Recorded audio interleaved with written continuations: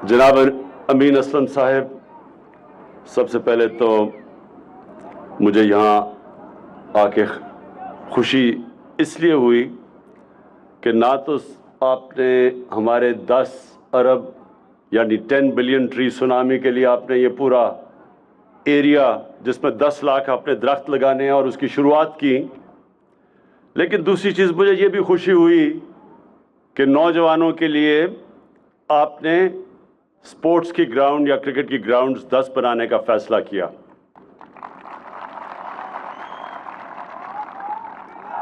दोनों पे मैं पहले बात कर दूं, फिर मैं जो आपने अटक के लिए जो चीज़ें आपने रिक्वेस्ट की उसके ऊपर बात करता हूं। सबसे पहले तो जो दरख्त,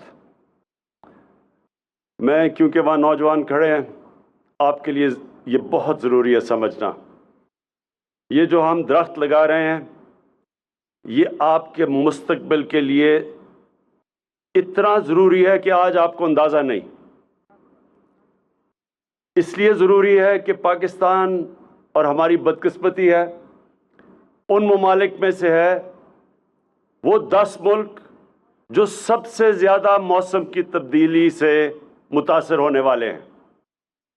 हम उन 10 मुल्कों में से हैं, और मौसम की तब्दीली एक जिसको क्लाइमेट चेंज कहते हैं, जो कि ये ग्रीन हाउस गैस के इफ़ेक्ट्स की वजह से दुनिया में मौसम गर्म हो रहा है, और पाकिस्तान क्योंकि उन मुल्कों में से है जिधर सबसे ज़्यादा मुतासर होंगे हम इस मौसम की तब्दीली से, क्लाइमेट चेंज से। लिहाजा ये आपको समझना चाहिए कि हमें हर वो चीज़ करनी चाहिए कि ये जो मौसम गर्म हो रहा है इस अपने मुल्क में, इसके असरात हम कम करें। और वो एक ही तरीका है कि हम पाकिस्तान में ये जो 10 अरब दरख्त लगाने का जो हमारा प्रोग्राम है, इसको आप सब कामयाब करें। आपने ये जो दरख्त, ये सारा इलाके में जिधर 10 लाख, इस इलाके में 10 लाख दरख्त लगेंगे, वो मैं आपके सामने अब आपसे ये वादा लूँगा कि आपने इन 10 लाख दरख्तों की हिफाजत करनी है और हम आपको खेलों की ग्राउंडें बना के देंगे। दरख्त हमारे मुस्तकबिल के लिए ज़रूरी हैं, और खेलों की ग्राउंडें हमारे नौजवानों की सेहत के लिए ज़रूरी है। बदकिस्मती से ना हमने इस मुल्क में दरख्त लगाए। 70 साल में हमने जो अंग्रेज़ भी छोड़ के गया था, जिस तरह के जंगलात, वो भी हमने ख़त्म कर दिए। बड़े बड़े जंगलात थे ये, छांगा मांगा के, चीचावतनी के, कुंदियाँ के। मैं बचपन में ये इन जंगलों में खुद देखे हुए हैं। या सारे पाकिस्तान के ये जो पंजाब के बड़े बड़े जंगलात थे, मैं खुद गया हुआ उनमें, और आज तबाही, उन जंगलों की तबाही हो चुकी है। ज़मीनें दे दी हैं किसी को, कईयों पे कब्जे हो गए, बड़े बड़े दरख्त काट दिए हैं। तो इसके असरात पड़ते हैं जो लाहौर में अब आप देख रहे हैं। लाहौर के अंदर पिछले 20 सालों में 70% दरख्त काट दिए हैं। उसका नतीजा ये है कि जो पोल्यूशन अब लाहौर में है, जो आलूदगी है, वो बूढ़ों के भी और बच्चों की सेहत के लिए निहायत ही ख़तरनाक है। और ये ख़तरा बढ़ता जाएगा जब तक कि हम अब बाहैसियत कौम ये फ़ैसला ना करें कि हमने अपनी तकदीर बदलनी है, हमने रिवर्स करना है क्लाइमेट चेंज, और हमने दरख्त लगाने हैं। तो ये दरख्त भी यहाँ लगेंगे, और आपकी 10 क्रिकेट ग्राउंड भी हम आपके लिए यहाँ इस सारे इलाके में बनाएंगे। तो अच्छा सुन लें, अगर हमने ये देखा कि दरख्त आप उनकी हिफाजत नहीं कर रहे, तो आपकी एक क्रिकेट ग्राउंड कम होनी शुरू हो जाएगी और उधर भी दरख्त लग जाएंगे। इसलिए आपके ऊपर है। दूसरी चीज़ अमीन असलम ने बात की कि यहाँ अटक में यूनिवर्सल हेल्थ कवरेज, मतलब ये कि जितने भी यहाँ ख़ानदान हैं सबके पास हेल्थ इंश्योरेंस हो। تو یہ میں آج آپ سب کو کہہ رہا ہوں کہ پختونخوا میں تو اب ہر شہری کورڈ ہے، یعنی یونیورسل ہیلتھ کوریج کا مطلب سب کے پاس ہیلتھ انشورنس ہے۔ سارے پختونخوا میں انہوں نے مکمل کر لیا ہے کہ ہر پختونخوا کے شہری ایک خاندان کے پاس ایک ہیلتھ انشورنس ہوگی۔ کسی بھی ہسپتال میں وہ جا کے 10 لاکھ روپے تک اپنا علاج کروا سکے گا۔ یہ پاکستان میں پہلی چیز جو مجھے فخر ہے کہ وہ پہلا صوبہ ہے جس نے وہ کام کیا ہے، جو آج سے ہمارے بہت امیر ترین ملک، ہمارے سے زیادہ پیسے والے ملک، ادھر بھی یہ فیسلٹی نہیں ہے۔ اب پنجاب نے شروع کی یونیورسل ہیلتھ کوریج، اور انشاءاللہ اس سال کے آخر تک سارا پنجاب کور ہو جائے گا ہیلتھ انشورنس سے۔ اور مجھے اس لیے اس پہ فخر ہے کیونکہ میں نے جب شوکت خانم ہاسپٹل آج سے 35 سال پہلے شروع کیا تھا تو اس کی وجہ یہ تھی کہ مجھے پہلی دفعہ احساس ہوا کہ عام آدمی تو کینسر کا علاج، اس کے پاس تو کبھی پیسہ ہی نہیں ہوگا کہ کینسر کا علاج اپنا کروا سکے، کیونکہ کینسر کا علاج سب سے مہنگا ہے۔ تو وہ سوچ تھی شوکت خانم بنانے کی، اور پھر میں نے جب فیصلہ کیا کہ اللہ جب بھی اقتدار دے گا تو یہ میں نے ضرور کرنا ہے کہ کوئی بھی پاکستان میں کوئی بھی گھر ایسا نہ ہو کہ گھر میں بیماری ہو اور ان کو یہ فکر ہو کہ ہمارے پاس پیسہ نہیں اپنا علاج کروانے کے لیے۔ اور انشاءاللہ یہ سال کے آخر تک سارا پنجاب، پختونخوا میں تو سب کو یہ مل گئی ہے ہیلتھ انشورنس، اب سارے پنجاب کو انشاءاللہ سال کے آخر تک مل جائے گی۔ اب میں جو آپ نے باقی باتیں کی کہ ٹیکنالوجی زون یا ٹیکنالوجی زون بنائی جائے یہاں کامرا کے پاس، یہ بالکل آپ نے بات ٹھیک کی ہے، اور انشاءاللہ اس کے اوپر میں جاتے ساتھ ہی اپنا جو ہماری یہ جو ٹیکنالوجی زون اسلام آباد میں بن رہی ہے اور ہم 4 علاقوں میں بنا رہے ہیں، ہم انشاءاللہ کامرا کو بھی اس میں شامل کر لیں گے۔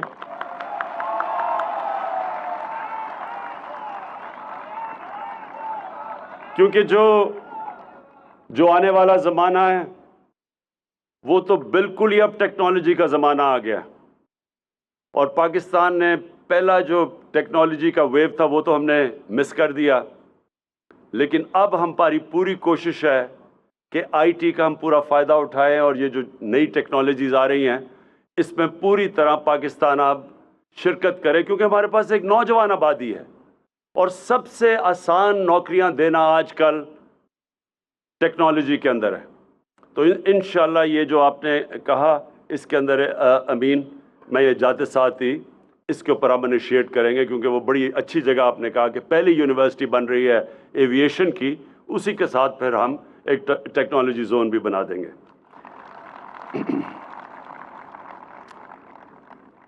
اور پھر آپ نے وہ تو ہماری پالیسی ہے کہ جب بھی جس علاقے میں کام ہوتا ہے اس کے مقامی لوگوں کو سب سے پہلے نوکریاں ملنی چاہیے، تو یہ تو ہماری پالیسی ہے امین۔ اور آپ نے گیس کی بات کی تھی، گیس کا وہ بھی بالکل ٹھیک کہا کہ جس بھی علاقے سے گیس نکلتی ہے تیل، تو سب سے پہلے رائٹ اس علاقے کا ہوتا ہے۔ آخر میں دیکھیں، میں یہ جو امین اسلم نے بات کی، یہ بڑا ضروری ہے آپ سب کے لیے سمجھنا کہ اس ملک سے ہو کیا رہا ہے۔ یہ جو ہمارے 30 سال اس ملک کے بڑے بڑے کرپٹ لوگوں نے، جن ڈاکوؤں نے اس ملک کے اوپر حکومت کی، انہوں نے صرف پیسہ نہیں چوری کیا، انہوں نے ہمارے ملک کی اخلاقیات بھی ساتھ تباہ کر دی۔ انہوں نے اس طرح کہا، ایک ملک میں فضا بنا دی کہ کوئی کرپشن کوئی بری چیز نہیں ہے، کہ انہوں نے میڈیا کے اوپر بھی ایسی، جب میڈیا پہ بھی بیٹھتے تھے، اور کئی میڈیا والے نے بھی اس ملک میں جو ہمیں سب سے زیادہ نقصان پہنچایا ہے پیسے کی چوری سے زیادہ بڑا نقصان پہنچایا ہے وہ یہ کہ ہمیں ایسے پاکستان میں ایک فضا بنا دیا ہے کہ جناب کرپشن تو ہوتی ہے، کوئی بری چیز نہیں ہے۔ یہ میں آپ سب کو کہنا چاہتا ہوں کہ اگر آپ مجھے ایک مثال بتا دیں آج کہ ایک ملک خوشحال بھی ہو اور وہاں کرپشن بھی ہو، اور کرپشن کون سی، ملک کو کون سی کرپشن تباہ کرتی ہے؟ پٹواریوں کی اور تھانے داروں کی، نہیں میں سن رہے ہیں، پٹواریوں کی، تھانے داروں کی، سرکاری نوکروں کی، تنگ کرتی ہیں لوگوں کو، لوگ تنگ ہوتے ہیں رشوت کے، لیکن ملک تباہ نہیں کرتی۔ ملک تباہ کرتا ہے، ایک ملک تباہ تب ہوتا ہے جب اس کا وزیر اعظم اور اس کے وزیر کرپشن کرنی شروع کر دے، تب ملک تباہ ہوتا ہے۔ اور یہ کیوں؟ اب یہ ذرا سن لیں، کیونکہ میرا کام ہے آپ کی تربیت بھی کرنا، آپ کو سمجھ آنی چاہیے کہ یہ ہو کیا رہا ہے۔ میں جب پرائم منسٹر ہوتے ہوئے جب میں پیسہ چوری کرتا ہوں تو میری مجبوری ہوتی ہے کہ میں وہ پیسہ ملک سے باہر لے کے جاؤں، نہیں تو لوگوں کو نظر آ جائے گا۔ اس لیے میں چوری کرتا ہوں، پہلا نقصان، اس چوری کے پیسے کو جب میں ملک سے باہر بھیجتا ہوں تو میں اس سے بھی بڑا نقصان کرتا ہوں، جس کو منی لانڈرنگ کہتے ہیں۔ اور جب آپ کا پرائم منسٹر شروع ہو جائے چوری کرنے، اور بڑے بڑے اس کے اور اس کے بچوں کے باہر محلاتوں، لندن کے سب سے امیر علاقوں میں، اور اس کے وزیر بھی پھر شروع ہو جائیں اقامہ لے کے پیسے باہر نکالنا، تو تب وہ ملک تباہ ہوتا ہے اور مقروض ہوتا ہے، تب اس ملک پہ قرضے چڑھ جاتے ہیں، تب وہ ملک کے اوپر یہ گلوں میں زنجیر پڑ جاتی ہے قرضوں کی، تب اس ملک کو جا کے بھیک مانگنی پڑتی ہے دوسرے ملکوں سے۔ اور کبھی بھی ایک ملک جو قرضوں کے دوسروں سے مانگتا ہے اور جو امداد مانگتا ہے، اس کی دنیا میں عزت نہیں ہوتی۔ تو یہ جو نقصان انہوں نے کروایا، جو ساج سب باہر بیٹھے ہوئے ہیں، بچے بھی باہر ہیں، منشی بھی باہر ہے، داماد بھی باہر ہے، سب باہر، اور سارے ایسے شاہانہ زندگی گزار رہے ہیں۔ میں بھی ان کی ذرا دیکھ رہا تھا، کوئی ان کی وہ ٹی وی پہ آتا ہے کہ اسحاق ڈار، وہ بھی سب سے مہنگی گاڑی رولز رائس بینٹلی، اس کے بچے بھی Rolls Royce Bentley, Nawaz Sharif کے بھی۔ ایسے لگتا ہے کہ یہ پیدا ہی برطانیہ کے بڑے بڑے محلوں میں ہوئے تھے، یہ گوال منڈی میں نہیں پیدا ہوئے تھے۔ اسحاق ڈار کا تو لگتا ہے ایسے کہ باپ کی سائیکل کی دکان نہیں تھی، مے فیئر میں رولز رائس کی دکان تھی۔ کدھر سے یہ پیسہ آیا؟ کدھر سے آیا پیسہ؟ اور ایک ان کے پاس ایک کاغذ نہیں بتانے کے لیے کہ یہ پیسہ یہاں سے باہر گیا کیسے، اور اخلاقیات کیسے تباہ کی، کہ یہ ہمیں بتانا چاہتے ہیں یہ بری چیز ہی نہیں ہے، سب کرتے ہیں۔ تو آخر میں یہ جو سینٹ کا الیکشن ہو رہا ہے، یہ آپ تماشا دیکھ رہے ہیں کیا ہو رہا ہے۔ منڈی لگی ہوئی ہے، سیاستدانوں کو خریدنے کے لیے، سینیٹر بننے کے لیے قیمتیں لگی ہوئی ہیں، اور یہ ابھی سے نہیں لگی، یہ 30 سال سے ہمارے ممبرز آف پارلیمنٹ کو خریدتے ہیں۔ سب نہیں بکتے لیکن کئی بکتے ہیں، اور یہ 30 سال سے ہو رہا ہے، اور پتہ بھی سب کو ہے۔ اور ہم کہہ رہے ہیں کہ جناب یہ آپ ممبر آف پارلیمنٹ جو ایک پارٹی کے ٹکٹ پہ ووٹ لے کے آتا ہے، وہ بتائے کہ کسے ووٹ دے رہا ہے، کس کو وہ سینیٹر کا ووٹ دے رہا ہے۔ یہ ساری جماعتیں جمع ہو کے کہہ رہی ہے کہ نہیں خفیہ ووٹ دو۔ اب مجھے یہ سمجھائیں کہ آپ ایک وقت پہ تو سب کہتے تھے کہ نہیں جی اوپن بیلٹ ہونی چاہیے، آج آپ کہہ رہے ہیں خفیہ ووٹ دو۔ کیا یہ تبدیلی کدھر سے آئی ہے؟ میں آپ کو بتاتا ہوں تبدیلی کدھر سے آئی ہے۔ یہ آپ سوچ رہے ہیں کہ نہ یہ ہمیں گرا سکے، پہلے مینار پاکستان ادھر بچارے فلاپ ہو گیا، फैटफ की लेजिस्लेशन में ब्लैकमेल करने की कोशिश, उधर रह गए। कोरोना पे कोशिश, इनका ख्याल था कि हम गवर्नमेंट रह जाएगी, वहां अल्लाह ने करम किया हमारे पे। अब ये सोच रहे हैं कि सेनेट के ऊपर हमारे लोगों को खरीद के किसी तरह अपने ज्यादा सेनेटर ले आए। अब बताइए कौन सी जमहूरियत है? कभी जमहूरियत में भी कोई पैसे दे के आता है? पिछले इलेक्शन में पख्तूनख्वा के अंदर कोई 17-18 पे एक एमपीज की वोट के ऊपर एक सेनेटर बनता था। पीपल्स पार्टी के 2 सेनेटर आ गए और उनके कितने एमपीज थे? 6 एमपीज। 6 एमपीज पे 2 सेनेटर आ गए, जबकि एक सेनेटर 17 वोटों पे बनता था। तो ये कैसे आया? ये पैसा चला, सबको पता है पैसा चला।